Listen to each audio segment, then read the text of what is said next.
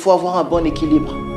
Toute tradition ou toute culture n'est pas mauvaise ou n'est pas satanique.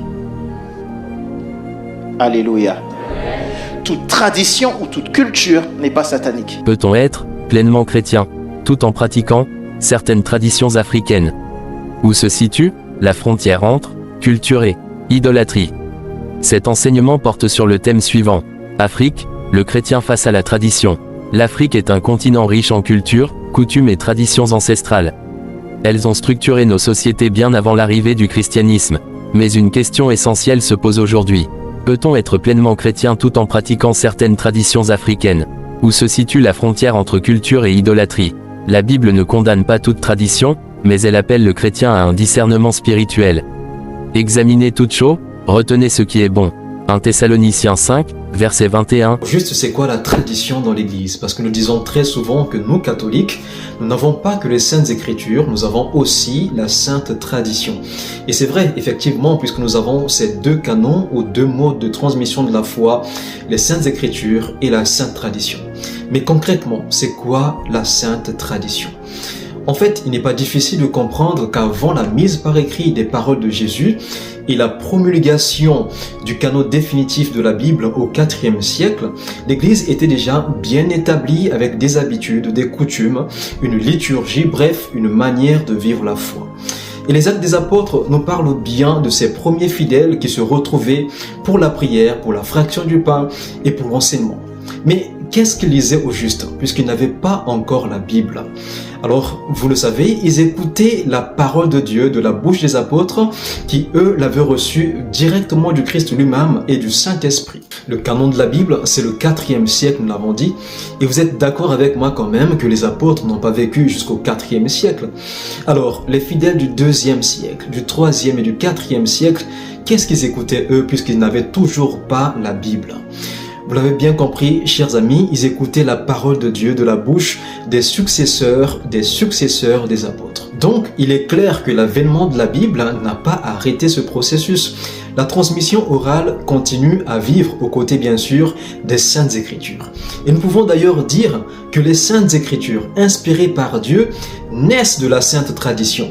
Sinon, comment Luc, par exemple, qui n'a pas directement connu Jésus, pouvait-il écrire l'Évangile s'il n'avait pas été à l'écoute des apôtres? Il y a ce qui est écrit, évidemment, et il y a ce qui n'est pas consigné.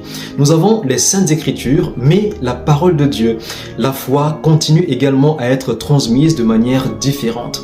C'est la tradition. Et cette tradition nourrit la théologie, la liturgie et les dévotions dans l'Église. Comprendre la notion de tradition. 1. La tradition selon les hommes. Les traditions sont des pratiques transmises de génération en génération, rites funéraires, libations, culte des ancêtres, fétiches, totems, interdits familiaux. Jésus avertit, vous abandonnez le commandement de Dieu, et vous observez la tradition des hommes. Marc 7, verset 8. Toute tradition qui contredit la parole de Dieu devient un obstacle spirituel. 2. La tradition selon Dieu. Dieu lui-même parle de tradition sainte. Tenez ferme et retenez les traditions que vous avez apprises. 2 Thessaloniciens 2, verset 15. La parole de Dieu, les enseignements des apôtres et la foi en Christ sont les seules traditions à préserver. Il faut avoir un bon équilibre. Toute tradition ou toute culture n'est pas mauvaise ou n'est pas satanique. Alléluia. Toute tradition ou toute culture n'est pas satanique. Par contre, il y a des choses qui, elles, sont sataniques. Quand on te fait invoquer un mort, c'est satanique. Quand on te fait rentrer dans une dimension, on va parler de dimension aujourd'hui, dans une dimension autre que la dimension, que celle que tu as, par une autre porte que Jésus-Christ. That's wrong. Il n'y a qu'un seul moyen de passer de l'autre côté, c'est la porte de Jésus. Toute autre porte, c'est une fenêtre. Et quand on passe par une fenêtre, c'est dangereux. 1. Ce que la Bible n'interdit pas. Certaines pratiques sont culturelles et neutres. Respect des anciens, solidarité familiale, salutations traditionnelles, habillement, musique, langue. Honore ton père et ta mère, Exode 20, verset 12. La culture devient une richesse quand elle n'entre pas en conflit avec la foi. Ce que la Bible condamne clairement. Culte des ancêtres, sacrifice aux esprits, consultation des morts, initiation mystique, pacte de sang. Qu'on ne trouve chez toi personne qui pratique la divination, l'enchantement, la magie. Deutéronome 18, versets 10 à 12, ces pratiques ouvrent des portes spirituelles dangereuses. Je suis chrétien africain. Je suis d'abord fils de Dieu avant d'être africain. Et si je suis le fils de Dieu, je dois, comment dirais-je, reproduire en moi l'image du Fils unique, Jésus-Christ. Jésus-Christ a hurlé pour prier. Jésus-Christ a dansé pour prier. Il est resté 30 ans à prier dans le silence et à travailler. Il n'a pas fait de miracle. Il n'a pas dit un seul mot. 30 ans. Et avant de commencer sa mission, il est allé 40 jours et 40 nuits, seul. Alors, on n'est pas d'abord africain, on est d'abord fils de Dieu. Et comme fils de Dieu, nous devons reproduire en nous l'image du Fils unique Jésus-Christ. Il ne faut pas confondre la culture au culte. Ce qui est culturel n'est pas souvent cultuel. Je peux manifester mon africanité, mais ce n'est pas ça que Dieu nous demande. Dieu nous demande d'être fils de Dieu. Ce n'est pas d'avoir être africain. Bien sûr, je ne peux pas me séparer de mon africanité, mais ce n'est pas ça que Dieu me demande. C'est d'être fils, de vivre sa volonté, sa parole, de mettre en pratique ce qu'il m'a enseigné. 3. Le chrétien africain, une nouvelle identité. En Christ, tout change. Si quelqu'un est en Christ, il est une nouvelle créature. 2 Corinthiens 5h17. Le chrétien n'est plus défini par son clan, son totem, son lignage spirituel. Christ devient sa nouvelle identité. Briser les liens spirituels hérités. Certaines traditions créent des liens spirituels générationnels. Christ nous a rachetés de la malédiction de la loi. Galates 3, verset 13. Le chrétien doit renoncer consciemment à toute pratique incompatible avec sa foi. Est-ce que lorsque nous sommes chrétiens en Afrique, est-ce que nous devons rejeter nos traditions? Est-ce que le bon chrétien ne doit-il pas rejeter la tradition pour se consacrer totalement à Dieu, à la parole évangélique? Je vais donc y apporter des éléments de réponse pour vous aider à mener une véritable vie chrétienne. De prime abord, je voudrais rappeler que la tradition en elle-même n'est pas mauvaise.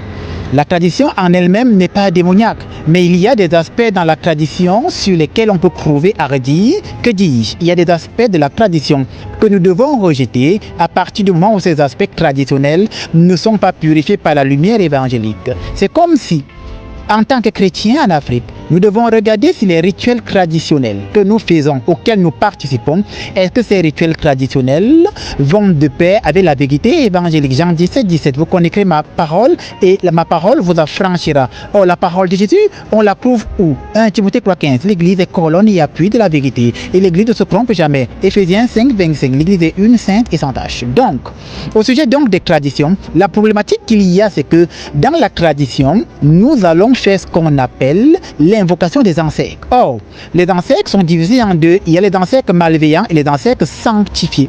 La problématique qu'on a dans la tradition, c'est que comment vous allez faire pour savoir que tel ou tel ancêtre est malveillant ou que tel ou tel ancêtre est sanctifié? Parce que nous, dans l'Église, nous avons des canons, nous avons des critères qui permettent justement d'identifier un individu qui a mené une vie vertueuse et qui a la grâce de voir Dieu, ce que nous appelons les saints. Et dans la tradition, les ancêtres sanctifiés font partie de ce qu'on appelle la communion des saints. Donc vous avez des ancêtres que vous pouvez invoquer, que vous pouvez appeler, qui vont intercéder pour vous, comme la Vierge Marie, comme Saint Joseph, comme Saint Élie, comme Saint Abraham, comme Saint Isaac, qui vont intercéder pour vous auprès de Dieu. Maintenant, si vous ne savez pas lequel de vos ancêtres est sanctifié, vous risquerez d'invoquer un ancêtre malveillant, quelqu'un qui a mal vécu sa vie, qui est mort avec de la haine dans le cœur, qui est mort après avoir commis des crimes, qui est mort après avoir volé les chances de ses neveux, de ses nièces. Et lorsque vous invoquerez un pareil ancêtre, une pareille entité, il viendra.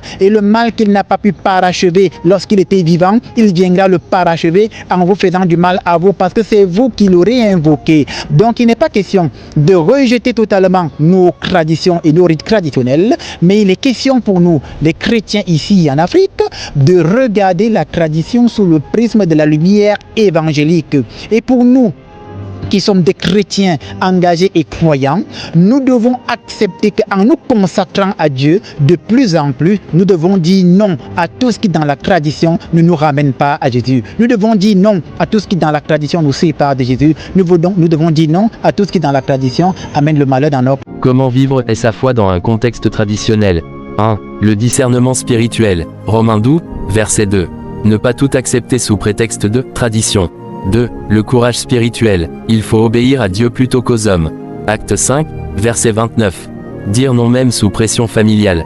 3. L'amour et la sagesse. Dites la vérité dans l'amour. Éphésiens 4, verset 15. Ne pas mépriser les anciens, mais témoigner avec respect. Es-tu plus grand que notre père Abraham qui est mort? Votre père Abraham s'est réjoui de ce qu'il verrait mon jour. Il l'a vu et il s'est réjoui. Et tu as vu Abraham? En vérité, je vous le dis, avant qu'Abraham fût, je suis.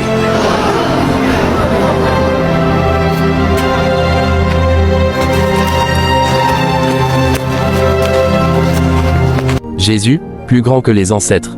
En Afrique, on invoque souvent les ancêtres comme médiateurs. La Bible est claire, il y a un seul médiateur entre Dieu et les hommes, Jésus-Christ. 1 Timothée 2, verset 5. Aucun ancêtre, aucun esprit, aucun fétiche n'a plus d'autorité que Jésus-Christ.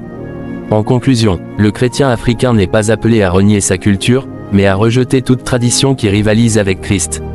Choisissez aujourd'hui qui vous voulez servir. Josué 24, verset 15. Quand on suit Jésus, tout change. Au lieu de se sentir perdu dans les systèmes, on découvre que chaque couche de notre vie, chaque système, qu'il s'agisse du travail, des relations, de l'argent, trouve un sens plus profond en lui. Jésus, en tant que Logos, nous montre que notre vie n'a pas besoin de rester enfermée dans les attentes de la société ou dans les pressions de notre époque. Appel final. Renonce à toute pratique traditionnelle contraire à la Bible.